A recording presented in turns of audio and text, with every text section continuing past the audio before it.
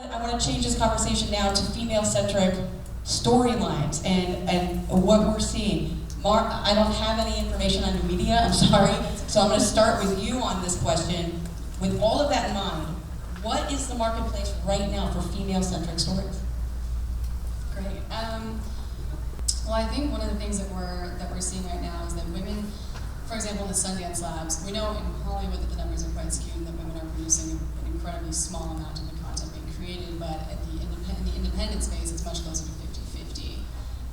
And so what the result of that is that we're having more female voices kind of penetrate the independent market, and then the trick from there is making sure that those same filmmakers then get picked up to do studio films. That number is still favorably male skewing. So the challenge now is to figure out how to elevate women outside of the indie realm. In terms of new media, it's a bit different because women can take advantage of the exact same tools that men can take advantage of. And what's happening now is a lot of women are creating different YouTube channels that are going public and getting picked up and getting even different orders from different companies to kind of turn them into scripted series ideas.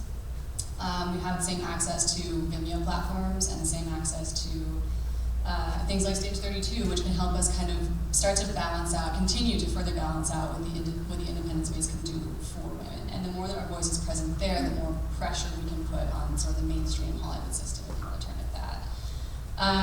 And one thing that I can say, sort of from working at Vice, is that we have a company that reaches 40 million people a month around the world.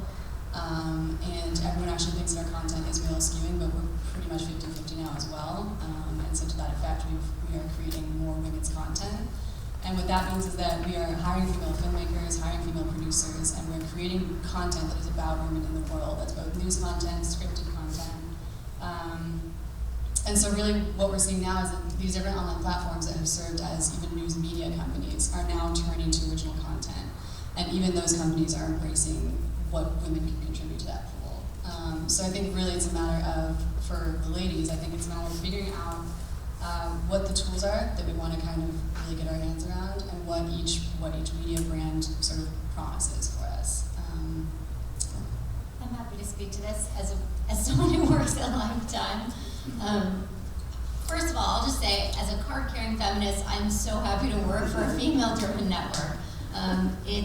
It's really a joy to be, really just part of an organization that's for women, by women, and all of the content is female-focused. I mean, that is our brand. It has always been our brand, and now more than ever, this is no longer sort of a niche audience.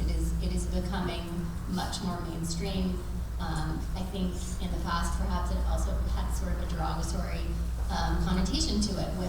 A women's network wasn't as populist as it is now, and that's incredibly inspiring. The one thing I will say is we still aren't there yet. I mean, even in the industry, Mara spoke to it a little bit, the industry standard for female writers was 11% last year. At Lifetime, it was 43% for our movies last year.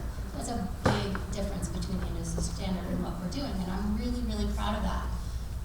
The other thing we're doing is that, and we still feel like we challenge ourselves to do better even than that.